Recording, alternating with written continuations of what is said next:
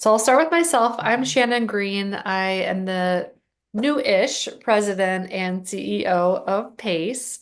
And for those of you who are not familiar, PACE is a philanthropic network that's really focused to learning and experimentation, with our funders who really represent a broad swath of philanthropy that's focused on democracy and civic life. We have members that are coming to us from around the country that work on different facets of democracy and civic engagement, who represent different ideological perspectives. So it's a very rich community. And at PACE, we really see our role as wanting to cultivate a space for funders who really do care about democracy and civic engagement to come together, to learn together, to experiment together, and to collaborate. So we welcome you into this conversation. If you've been following the Democracy Futures project, or if you're just learning about it today, we're really happy to have you. And I think what I'll do is kick it over to Kristen and then Jonathan to introduce themselves, and then we'll do a quick intro of the folks in the room so that we know who we're talking to. Over to you, Kristen.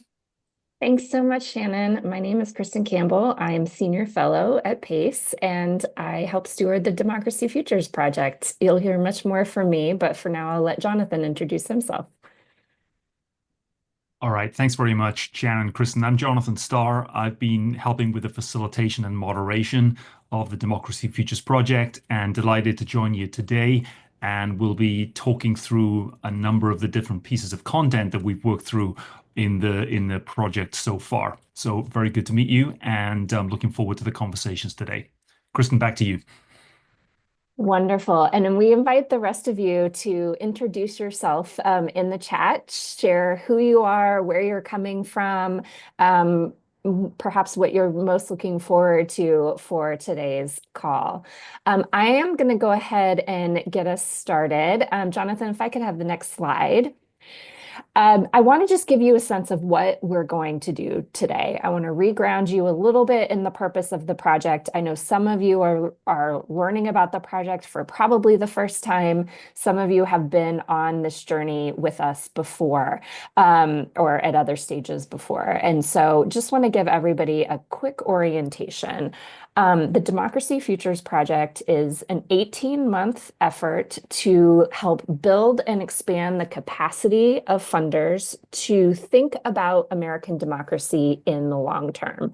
And we have articulated long term here as 2050. That's somewhat arbitrary of a number. It's 25 years from now, so it's a generation from now. Hopefully, that invites us to think more expansively about the possibility and potential of democracy and get us out of the mindset of perhaps some of the political battles that we're focused in right now, and really thinking long term about democracy in ways that democracy is larger than politics. This project is built on a recognition of a couple of things. One is that it's hard to think about the future sometimes. It can feel very much like it's something that's happening to us that perhaps we don't have agency over, that we have no ability to control. And we want to shift that a little bit and realize that we do have agency, that there are things that we can do to create more productive, more vibrant, more healthy futures. It's also built on a recognition that in the democracy space, often our work can be very focused on elections. And elections are a super important hallmark and component of democracy. And there's much more to democracy than elections. It includes lots of things like the free flow of media and information, the ability of people to live and work together in productive ways to solve problems for themselves, any number of things.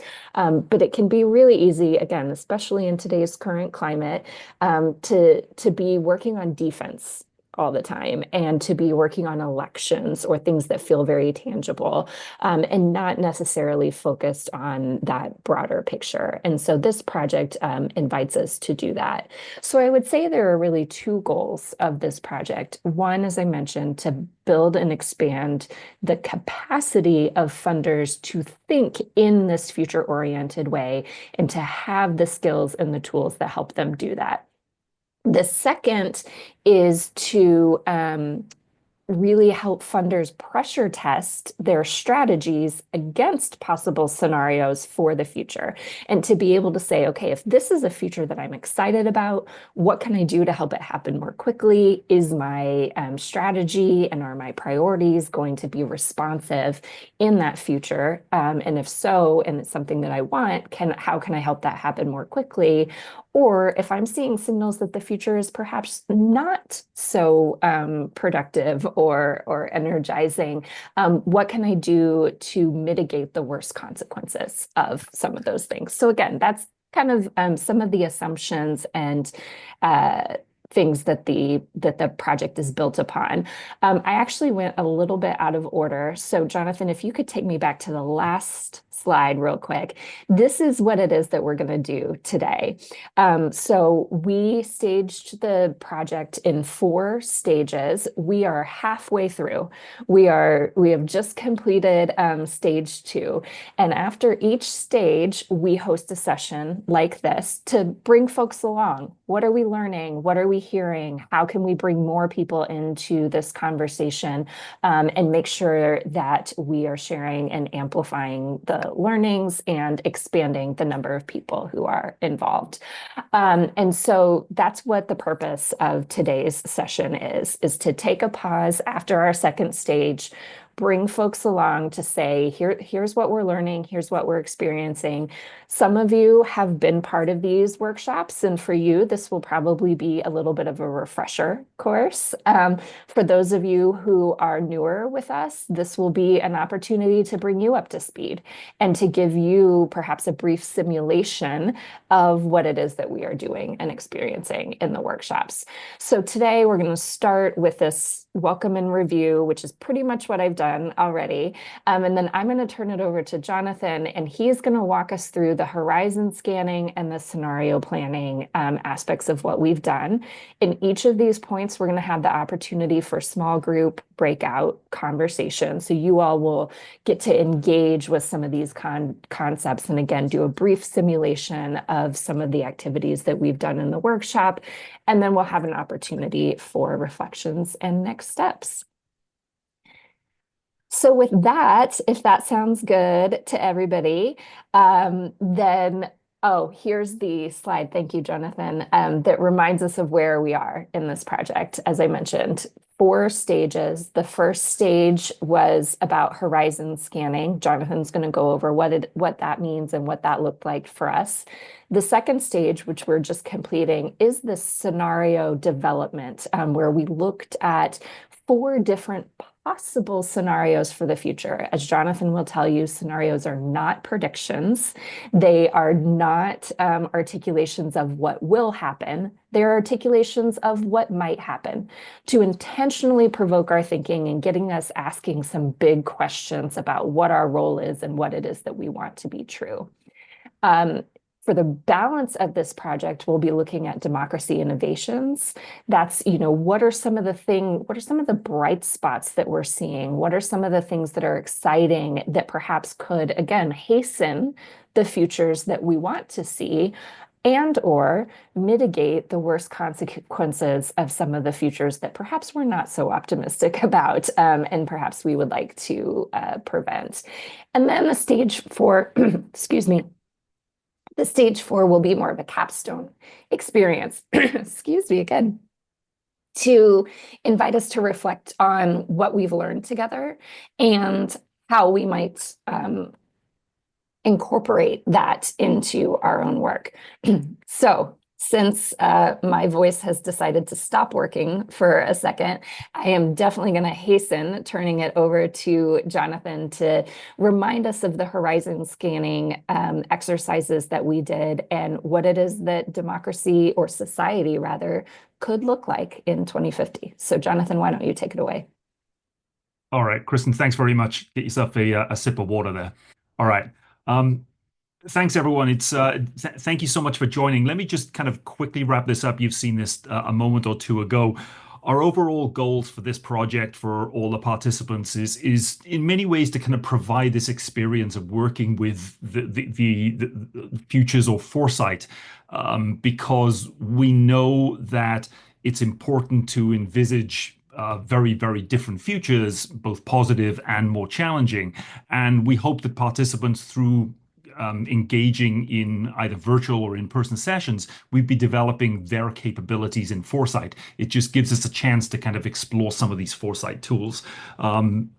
What we wanted to do with them then is to imagine these positive visions for democracy. And most importantly, what are the ideas and innovations that we think could well be providing us with opportunities to get to a healthier democracy in future? One of the things I wanted to talk about in terms of, let's say, foresight tools is a couple of frameworks that we found particularly helpful as we think about how democracy funders should anticipate and think about the future. This one's called outside-in thinking. The basic idea here being that if you look at what's in the center of this zone, it's all the things that us as funders would be able to kind of make decisions on: our strategies, how we support grantees, what the nature of our engagement mechanisms are, and the mindsets and approaches we adopt as we think about the future. Now, that's great. We can control those things, but what we do around that actually is not necessarily all about what we do. It's about what is going on in the environment and the context around. So the idea of outside-in thinking to encourage futures thinking is we need to start by both taking a look at trends and imagining what is happening in areas like advances in science and technology, or changes in demographics, or what's happening with the nature of economic systems or with geopolitics. All of those things plus others will interact to then create changes for the things that we really care about as democracy funders. Things like the nature of civic engagement, what's going on with voting systems, what's going on with institutions and governance processes. And then in turn, if we understand what's happening and what the potentials are around that, then we can change our strategies to be more prepared for the future. So one of the core concepts of futures thinking is this outside-in thinking, and that's what we've tried to adopt here. One other model I'll mention at this stage, and I think it's particularly important given the months that we are going through right now. There is a great tendency in all organizations, or for us as individuals, to focus on current assumptions and business as usual. We focus very much on what we see around us right at this moment. In order to envisage 2050, we have to start to transition away from what you might call Horizon 1 and what our primary patterns of thinking are today, towards what we would call Horizon 3, because when we go out 20, 30, 40 years, Horizon 3 is going to look very, very different from what Horizon 1 is, and that's going to decline in importance. Horizon 2 in some ways is the way in which we kind of go about doing that. So we've also encouraged the participants in this process to try and encourage them to think beyond Horizon 1 into Horizon 3. So with that, I just want to talk very briefly, and I'm going to go through slides very, very quickly here. We started off in our first workshop doing some horizon scanning, looking at some of these outside-in forces that are probably going to affect democracy, and certainly they're going to affect various aspects of our lives. We were joined by various different speakers. When we talked about here artificial intelligence, we're not very good as individuals or organizations thinking about the nature of exponential change. And we know that artificial intelligence is one of the kind of the core tools of the digital revolution is gonna in many ways affect our roles as humans, particularly in work, more generally in life. I think in some ways the digital revolution is going to threaten cultures, it's going to threaten customs, us with just, it's going to be a very, very different world in future. And obviously it's going to affect governance and political processes. One of the things that I think people are particularly concerned with is artificial intelligence and the way in which information could be kind of gathered, could easily create super firms, and this idea of multi-trillion dollar firms that have an exorbitant nature of control over our lives. It doesn't have to be that way, but artificial intelligence is going to be one of those kind of key aspects. So a question for us is, how do we scale? How can we scale people power as fast as scaling computer power? Another trend we looked at was bioscience and medicine. As you can see there, we're on the cusp of revolutionary changes in medicine and human life. This is tremendously exciting. We're looking at ways in which we're addressing chronic disease, addressing mental illness. All of these things, whether it be through brain-based technologies or gene therapy, are providing us with tremendously exciting prospects. It also creates challenges. We could be moving from medicine and disease treatment to enhancement. It's going to change the nature of human identity, and it's going to kind of create concerns around things like privacy, security, bioweapons. And so bioscience is clearly something that we are going to be watching much more for in the decades ahead, and with both the positive and potentially negative aspects to it. And as it changes human identity, it's going to change the challenges of democratic governance processes. We've also looked, not surprisingly, at things like climate change. Now, climate change more immediately in Horizon 1 is giving us ideas about what's happening regarding erratic weather, natural resource challenges, and so on. I think over the longer term, the biggest challenge is probably around how climate change affects food security and agricultural systems. As we know from history, anytime we see shifts in agriculture or food security being a particular challenge, it means that you're going to get protests, you're going to get challenges to governance systems, whether that be authoritarian or whether it be democratic systems. And so climate change ultimately is going to be something that we know is going to be very significant over the next, let's say, 20 years, and the impacts of it. If it does start to affect food security, climate migration, and so on, it is going to pose massive challenges for governance systems around the world, but also the possibility for democratic resilience as well. So as we go through this list, I'm going to turn now to maybe some that are more social. I think in any anticipation, horizon scanning of the future, I think we know, and we've paid a lot of attention to the fact that in the US by 2045, in 20 years' time, we're going to be a majority country, people of color becoming a majority, impacting social and political dynamics. I think that's well understood. What's less well understood is this idea of even sooner than that, maybe in 10 years' time, the US is going to become more elderly than young, the possibility of greater age segregation, generational conflict, and it might well be that we're seeing the dynamics of kind of this conflict playing out right now in terms of who do we feel is in power in terms of old versus young. And so race and age, as we look towards 2050, America is going to look very different. These things happen. They happen powerfully, they happen gradually, but we are going to be in a very, very different world in 10, 20, 30 years' time. Some other aspects of kind of social changes. This was something that we heard a lot about last year in the run-up to the election. Younger generations becoming much more gender polarized in terms of their outlook on life, women being very much more liberal, young men leaning more conservatively. Some of that played out electorally, others not. But then more generally, we're seeing this global movement towards let's say, a refusal of patriarchal systems by women, manifesting in women's unwillingness to marry, non-traditional revolutionary movements. It's something very much to watch in terms of how does the split in gender start to play out and what this means for democratic systems.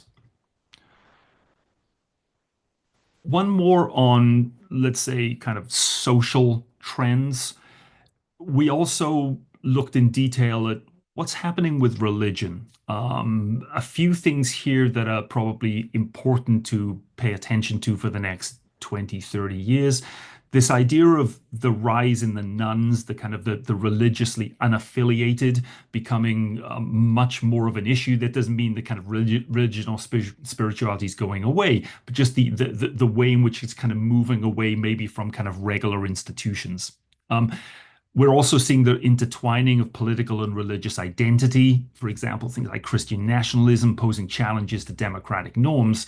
And maybe one other thing around this, in times of, I think historically, in times where we've seen significant changes, whether it be in wars or pandemics or so on, there is always the potential for religious revival. And so even though we're in a time of kind of erosion of shared social values and social trust, I think the role of religion in US public life is going to loom very, very large in the next 10, 20, 30 years. And this is certainly something that we heard from some of our experts. Okay, a couple more to mention just before we wrap up this horizon scanning. We also heard from speakers talking about economic dynamism. This is a chart that shows basically stock market returns from 1970 to 2024. And it was a time where we saw American dynamism, certainly in the last 10 years, in terms of those returns outpace other parts of the world. And the idea here being, particularly in a world of AI, the positive aspect of this is that we may well see diseases getting eliminated, intelligence at the expert level becoming no longer scarce. This dynamism, if it continues, is going to require us to kind of think very differently about our roles as humans, this mental and emotional shift, as well as what's the focus that we can have on innovation, awareness, and collaboration. But if this is the kind of the general story about economic dynamism, and if we're seeing the US being this, let's say, over the last 10, 20, 30 years, this technology behemoth, the question now is it going to continue? And if we think about the economic policy that goes along with that dynamism, it's obviously created political instability. So the free market kind of neoliberal consensus that we've been living through over the last 10, 20, 30, 40 years feels as if it's now kind of crumbling. We heard from speakers who talked about there are now, of course, very, very different futures ahead of us. Some of those may well be unregulated corporate futures where we have these super firms. It might well be much more state controlled or authoritarian states, or maybe there is a way in which a kind of democratic economy where there's this balance between capital, labor, and the public kind of playing out much more. Who knows which way this is going to go? This could go in a number of different directions. And of course, we'll have our own views as to what's going to be more preferable and plausible than others. But clearly, we're in a world now where economic policy is very much up in the air, and we don't know where this is going to go. And then the final one of the 9 that I'm going to talk about here, we also talked about the way in which international relations is changing. And when we started talking about this back in October, in some ways we anticipated some of the fact that we are edging into a time where the old world order, in terms of trade, in terms of national security, looked as if it was being frayed. It's continuing to fray. And so those modern structures of kind of governance and security that were created in the response to World War II and the rise of the atomic bomb, those are now clearly past their sell-by date. And so this idea of reimagining global security and governance being, particularly important at this moment and in the 10, 20, 30 years ahead. So very briefly, I went through kind of super quickly there, and this is not clearly an exhaustive list of all the trends that we're seeing changing around us. We haven't talked necessarily about energy or other things here, but just here's a list of 9 things: AI, bioscience, climate change, race and age, and so on, that we looked at in detail thanks to some experts with Horizon Scanning. And we wanted to kind of just paint a picture of this is what's starting to create a different world for us. So when we're imagining democracy in 2050, these are some of these factors that could well start to shape what democracy looks like.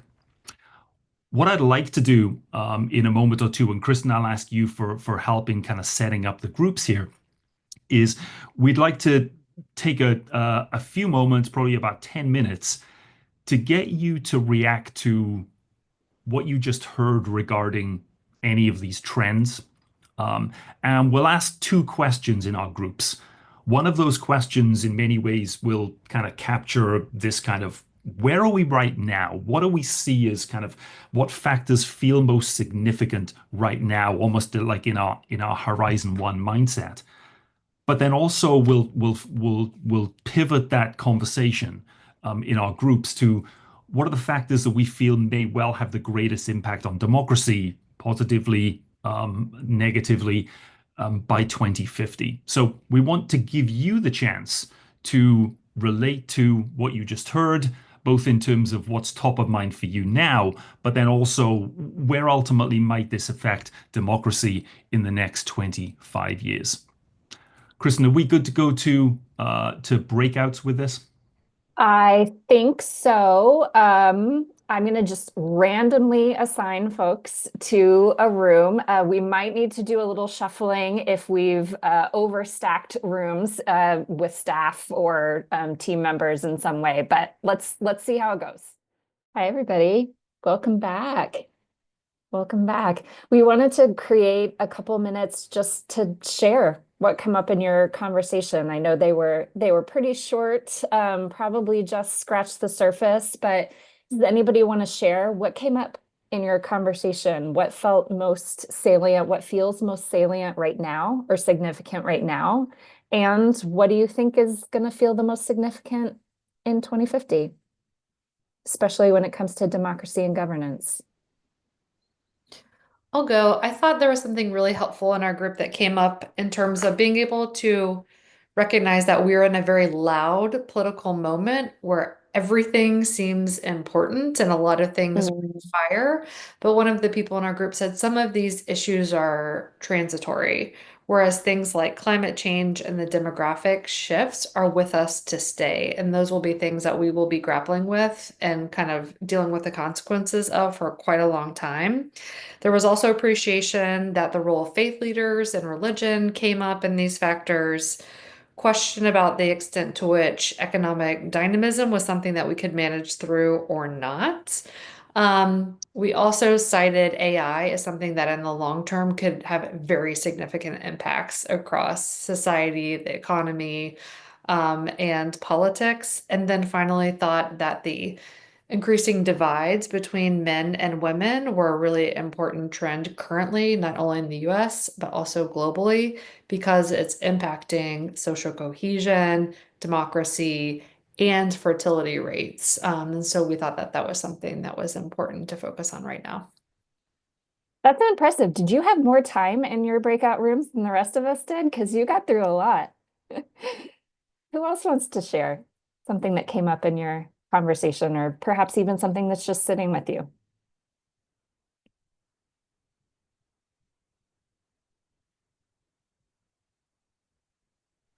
Kristen, I'll mention what came up in ours, and I'll invite anyone from our group to kind of to speak more in more detail about this. So I think going in reverse, we spent less time on let's say the kind of the 2050 perspective, simply because we started that with 1 minute to go. It seems as if when we got the when we got the alarm bell.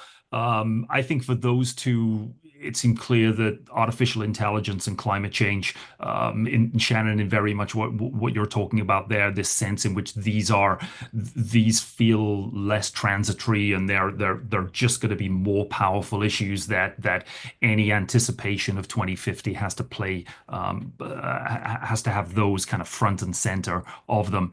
I think in terms of then the question of what are we thinking about right now, economic policy clearly came up, and the kind of the administration and the kind of the reversion to a kind of a different global order around economic policy was clearly important.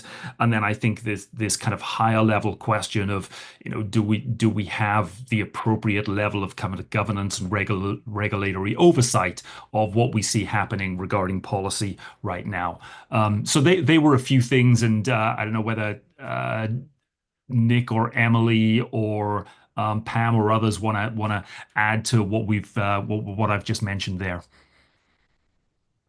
Yeah, I'll just pop in and say the bigger picture governance questions in my mind are about the very core principles of constitutionally constrained liberal democracy. So those are the things that almost everything else, I think, fits within that broader concern.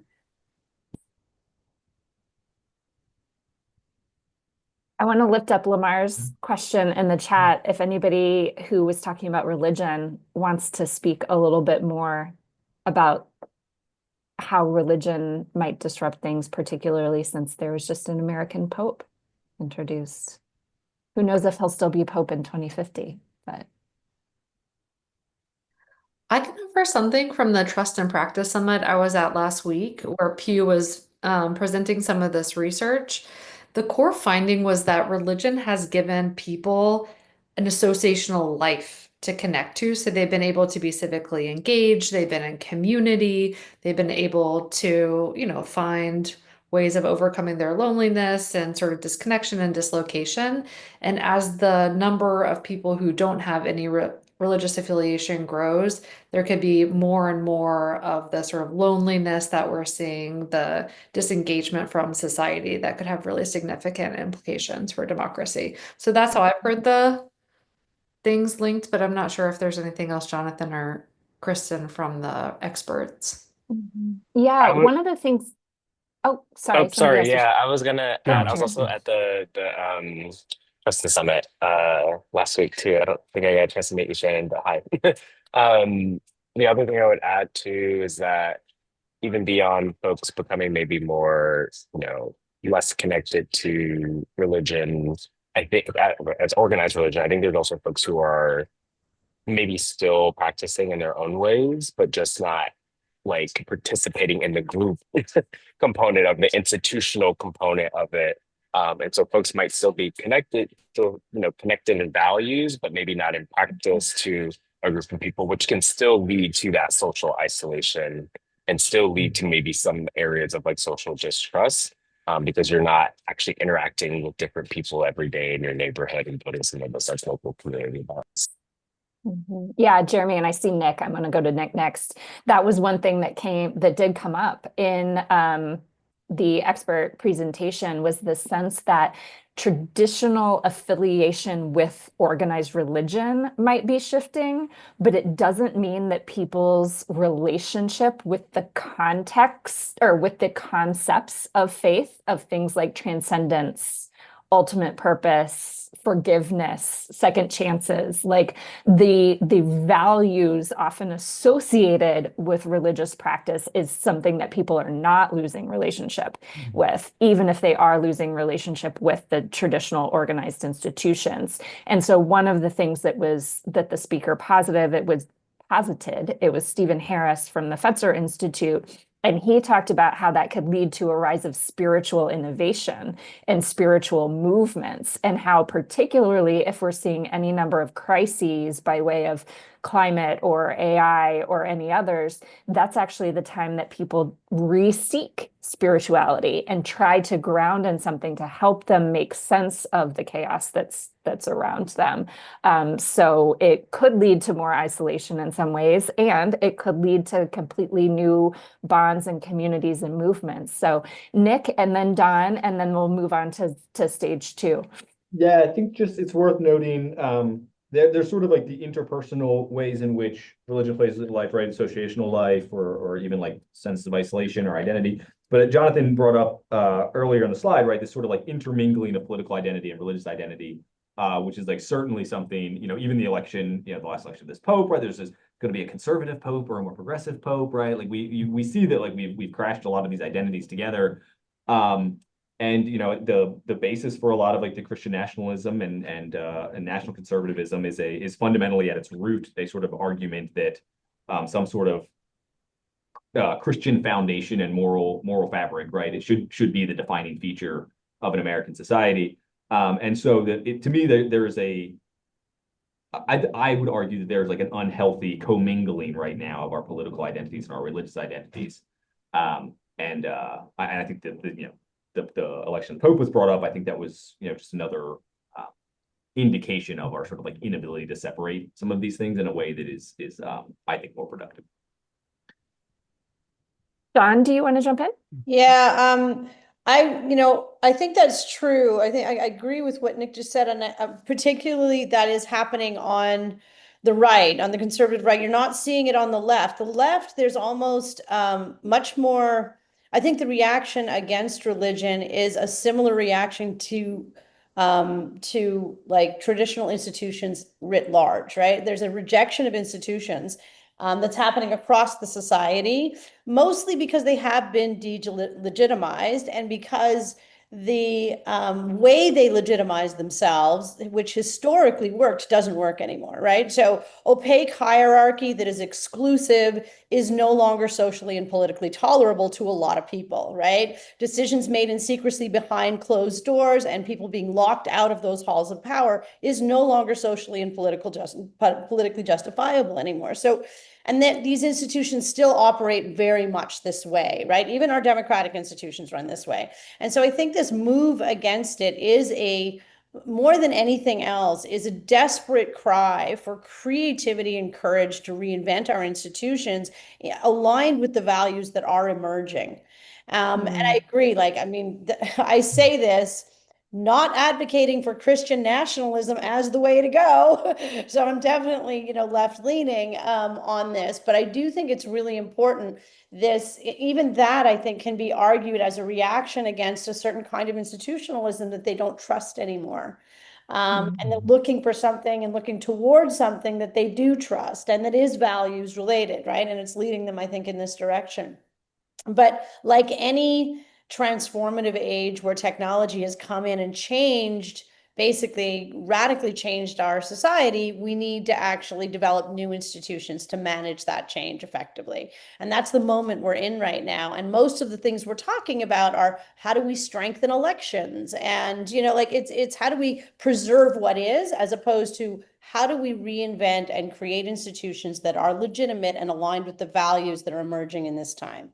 And that's the conversation we really need to have when it comes to democracy. So that's a great segue, Dawn, because that is part of what we tried to do in getting into scenario planning. So Jonathan, how about you pick us back up and take us through some of what we learned in the second stage when we started to take some of these forces, combine them, and then say, okay, what world does this mean we're living in? Yep. Happy to do that. Thanks. Thanks for all of that, Kristen. Thank you. So much of what we did when we last got together in an in-person workshop back in March was then to identify these 9 forces and plenty of others. And we basically then used an AI prompt. We kind of worked with ChatGPT and another couple of AIs and said, look, initially use these trends as materials, construct 4 different stories about what you think American democracy might look like in 2050. And this wasn't a one and done. We moved them around. We wanted to make sure that there were both, some that were primarily positive, others that were much more challenging. And so the scenario process, or what we did, is basically just described here as being something where we interacted with Claude and ChatGPT, and then put our own human imprint on these 4 different stories. And so, as Kristen said earlier, I want to re-emphasize, and I think most of you are very much kind of au fait with scenarios and scenario planning. These are not meant to be predictions. We hope that they're plausible. What they are meant to be more than anything else is provocative.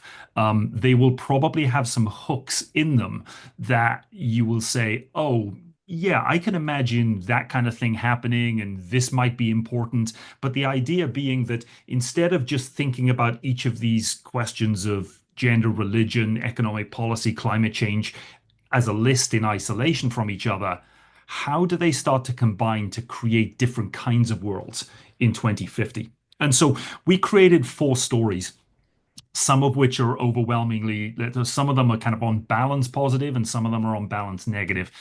The world of network state, we call this kind of almost like the tagline here, convenience at a price, a world where AI and the investments in AI that we're seeing starting to kind of come to fruition right now create these super firms, the unregulated, powerful kind of technology companies. AI also is a time with what we're seeing with Doge reshaping the kind of the US government. What that ultimately does over the course, let's say, of the next 5 or 10 years is create primarily an entertainment and surveillance society. An entertainment society because you've got most people very willing to go along with this. As I say, the convenience is there. Maybe there are incentives to make sure that you provide your data in whichever form, just to make life easier, to get better bargains and so on. But of course, the downside of that is it creates much more of a surveillance society as well, whether it be like a new iteration of like a Chinese social credit score. Ultimately, this is a world where civil liberties kind of become curtailed, dissent is suppressed. There's much more kind of information available, transparent about each one of us, and the government kind of holds that. So network state being clearly a world that you can imagine with so much more information around, so much more data analyzed and kind of organized through artificial intelligence, could create a world like a network state. An alternative, which again is driven in large part by, let's say, civic innovation, is where we told a story where the AI-led tech wave kind of crashes. All the, let's say, the kind of the power of the super firms in some ways gets dissipated. But AI and the learning that we've kind of created from it and the infrastructure doesn't go away. It becomes repurposed as a tool to solve practical problems for communities across the country. You might well see citizen agents, the idea here being that as we cannot, as humans, possibly kind of take account of all the different complex ideas that we have to make decisions on or vote on. So we use AI, we use citizen agents to make some of those decisions for us. And that combined with other innovations around democracy could well renew democracy. We also told a story in this one about the nature of economic policy changing, and we move away from the power of, let's say, large firms to seeing more different approaches to corporate ownership. We may well see more deregulation that increases social and occupational mobility. The result of this being, as the name suggests, a kind of a flowering of different types of civic innovation, more people working not only in various different tasks and various jobs, but working with their social communities as well. What it does do is it means this scenario is kind of difficult to scale internationally. And if you look at the details of this one, you'll see that whereas the US may be thriving kind of locally, on an international stage, you may well see authoritarian nations having more of a kind of sense in which they are still negotiating, let's say, the global rules of the game. So difficult to scale internationally. But civic innovation certainly being one where you can imagine AI and technology in the digital revolution playing a much more positive role compared to the previous scenario. We also created a scenario again. The question of, is this a prediction? No. Is it plausible? Who knows? But it's certainly provocative. Do we see a future where the US, particularly in terms of, let's say, social policy, whether it be gender, race, whether it be religion, kind of almost like splits culturally into 5 competing zones? They operate under very different values and social policies. Maybe the economy still is something where you see powerful organizations existing. They carve out comfortable enclaves for kind of senior personnel. But for most of us, it's a really difficult it's a really difficult situation to manage, where we're finding that there are borders and checkpoints put up across different parts of the US, and really translating and moving from one place to another is much, much more difficult. Local identity becoming much stronger than national allegiance, and what indeed does it mean to be part of the United States? In a world where the US is fractured and divided in this way, you can imagine a story kind of playing out where the US becomes far more vulnerable to continental state problems, whether that be climate migration, whether it be pandemics. The coordination isn't there, and particularly around foreign pressure as well. So a scenario, again, a challenging scenario that we see there. The final world that we kind of played out was one where climate change loomed large over the course of the next 10 years and created some very, very significant environmental difficulties, environmental disasters, forcing significant migrations kind of across the US. This world with climate migrations then forced a kind of a shift in values away primarily from consumerism towards, as it says there, survival, sustainability, social cohesion. But this shift in values then had to have almost like a democracy angle to it. And so this idea of a multi kind of layered new approach to democracy playing out. This was something that I think we talked in depth about in the in-person workshop. This question of, are we going to see new local arrangements for governance, then kind of connecting in with more regional arrangements? And then ultimately that may well have developments in kind of supranational approaches to governance as well. This world, I think, primarily we want to distinguish it between civic innovation, which is where things worked using technology and worked at a local level. What we were trying to see here was, are we going to see a world where, because of this fractal governance, we see many more international alliances and collaborative international mindsets starting to play out? So they were the 4 different stories that we created in advance of our second workshop. When we talked about this in the session, we asked people to think about, are these questions plausible? Could you imagine it playing out? What are the implications for democracy? We're not going to go into all of those questions. What we would like you to do in your groups is we'll give you one of these scenarios, I think, and we'll ask you a couple of questions. In what important ways does maybe some aspect of this scenario stretch your thinking? This is primarily, they're things to provoke us. How does it stretch your thinking? And then if you've got a scenario that feels net positive, what do you feel are the interventions that got us to a more positive place? If you've got a scenario that feels net negative, what do you think are the things that we have failed to do to get us into a better place?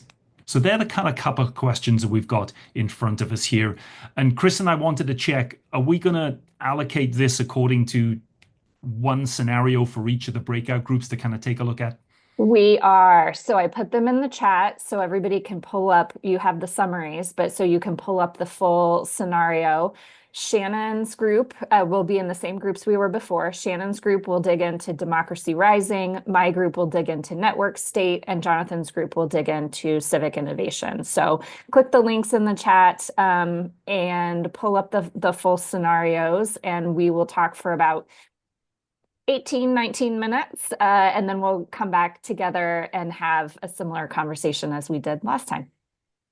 All right. Thanks, Right. team. I think we are all getting back now. And Shannon, you're going to take us through our next report out, right? I sure am.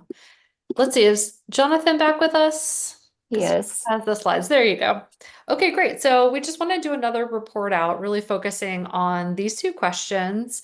Number one, understanding what you all talked about in terms of what do these scenarios suggest about democracy in 2025?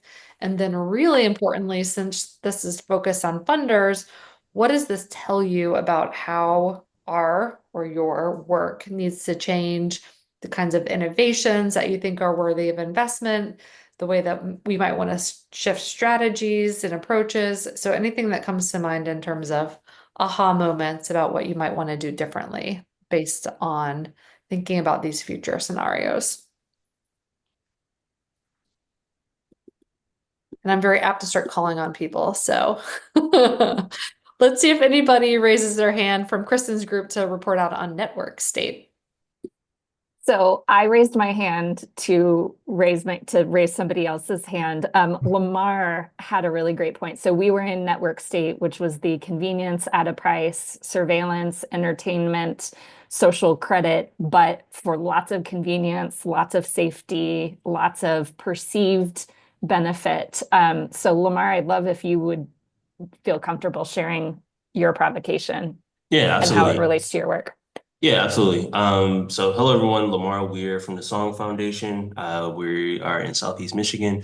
And I gotta also give props to Jeremy because it was something that he said that sparked this, something that they said that sparked this. And so they mentioned, bringing in and supporting better, politicians. And they also made me think how one of our pillars is supporting tech equity and supporting entrepreneurs and founders. And so we are, trying to put, people that really align with us culturally, and just are more people-centered and supporting them as they are scaling and building, hopefully, their tech, not necessarily empires, but, their tech companies. And then hopefully that can lead to better outcomes just within the tech industry at large. And I'm just curious, Kristen, for your group, did you all struggle against the scenario or did people feel like this was a plausible scenario? Liz, do you want to speak to that? Sure. Yeah, I mean, I think we talked about elements of this are already here, right? The William Gibson quote or whatever. Like we sign away all kinds of rights all the time for convenience, as anyone who has ever skimmed through their Netflix renewal agreement has done. And we talked about we love gift cards for free things, and we love convenience, and we love not having to file paperwork. So if the government is like, hey, you have a good social credit score, you get Medicare without having to run through a bunch of hoops, like that's all very appealing. And it's very, very easy to see this scenario kind of spiraling out of control, but from a place that feels very, very real right now. Yeah. Anna, do you want to raise the convenience point that you were talking about that's already happening as well? I was just mentioning that in the first gathering of this group in person, which I had the pleasure of being at, there were conversations around some of these issues, and folks were pointing out lots of different ways that some of these things already exist, and that, if you work for Amazon and you live in Seattle, you have a separate check-in desk at the airport. You get to pass the line. If you're in the Bay Area and you're on a Google bus, there's a lane just for you that you get to drive on and bypass all sorts of traffic. And so there's different ways that like corporations are taking up space in public places, largely tech companies, and that we're becoming more comfortable with because it's just happening and no one really asked us, that it's not so inconvenient for the rest of us, and it's inconvenient for those who it's convenient for, but it's not necessarily something that the public at large has like blessed or weighed in on. It just is happening in little ways all around us.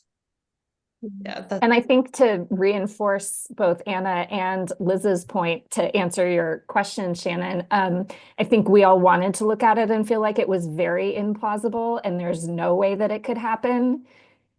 And then we realized it's completely plausible and elements of it are already happening, which I think reinforces Lamar and Jeremy's point around the importance of developing leaders, whether they're public service leaders, tech leaders, corporate leaders, that have a social emotional intelligence.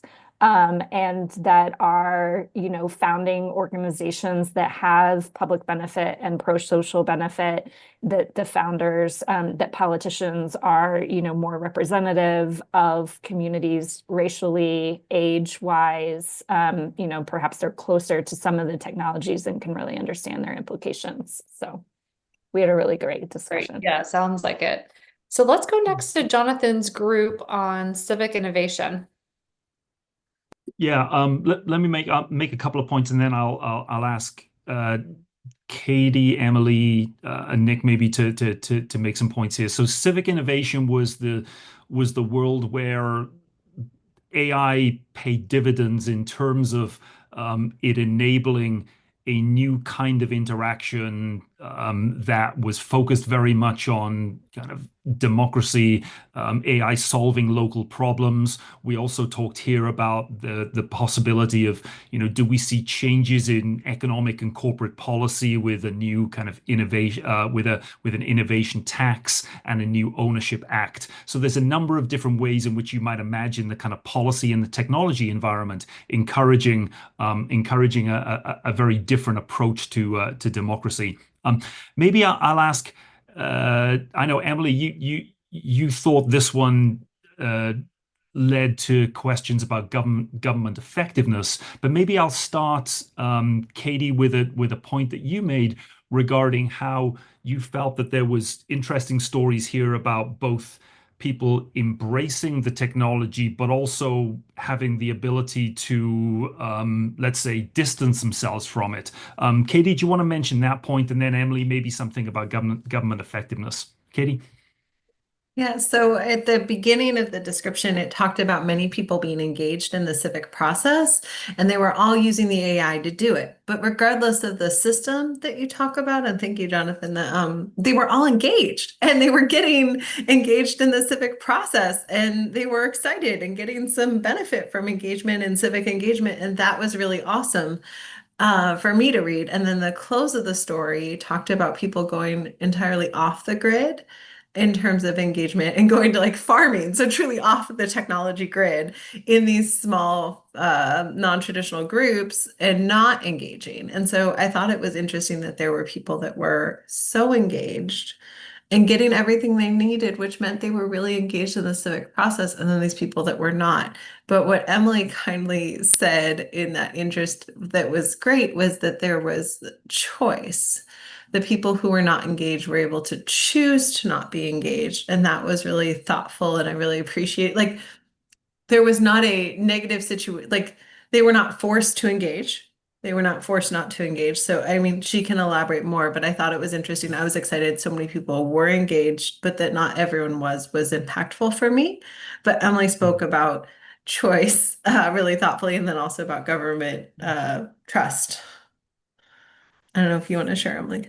Yeah, thanks. No, thank you so much, Katie. You articulated it spot on. And I would just go back to a bigger question about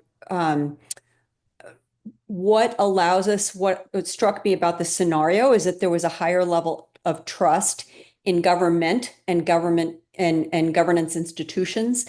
And if that's possible and plausible, what is it that gets us there? And I think that there would be a really healthy debate within our community about what would get us to that higher level of trust in public institutions. And, one answer might be more resources going to government to do A to Z things at a much higher level. Another version, another potential pathway is let's not have government do everything from A to Z, but A to say D, but do those things that government really needs to do, but then do them at a very, very high level. And I invoked Estonia as a case in point that has allowed through some would say a kind of right sizing a scope and scale of government and government capability and also technologically driven solutions to build that trust. So I think that this scenario creates a space for us to dive deeper into the question of what actually would be the pathway to generating greater trust in our governance structures. Yeah. And I'm not sure what the answer is. So I think it would be a good debate. It's a great debate to have, and I'm glad that the scenario stimulated that. So we have very little time left, but I'm going to turn to the third scenario, which was democracy rising. This is the one where there was a catastrophic climate disaster that rather than driving people apart, in fact, encouraged them to come together within communities and really make decisions together and to have greater social cohesion and collaboration. Our group struggled mightily against this scenario. They did not see it as being very plausible unless there was such a period of suffering and trauma and strife that this is the result of it, that people had just gone through such a bad period that they were willing to try something, just wholly different. So we struggled with how to get through or get by all of that to this scenario without having to experience some really difficult times. But then there were some really interesting ideas about, okay, what could we do to create more resilient communities where people choose to turn towards each other rather than away from each other if they do experience, really difficult existential level threats. So Don, if you're still on, or Maura, or Katie, did any of you, or Julia, did any of you want to say more about either our reaction to this scenario or what you thought could possibly be done in order to try to bypass that suffering and get to this kumbaya? Yeah, well, I mean, I can speak for, what I said, which I probably won't do a good job of repeating what other people said. So, well, just that I think we could seed the ground, with the skill set that's needed for resiliency, in a moment, a moment of collective trauma. I think societies and communities that are able to pull together in those moments, are probably served by skill sets for collaboration and for consensus building and for listening to each other and working across difference. And I don't think our society or our education system does a great job of actually instilling that skill set in us. So I think that's a role that philanthropy can play. As an organization, we're doing it in sort of with deliberative democracy, different experiments that we're doing in different places, whether it's participatory budgeting or it's creating platforms for deliberation. There's one that was just launched in California called Engage California. There's projects to get these things into schools, so the schools start to develop a skill set among the students of working together and building consensus and listening skills and constructive dialogue and all of those kinds of things. So that I think there's a role for philanthropy to instill in the society skill sets that will make them more resilient in a moment like that could help. And so that was the point I made. But Shannon, yes, I think you captured the fact that everybody was like, we're not seeing this kumbaya wonderful future developing, and would need to be kind of convinced of it.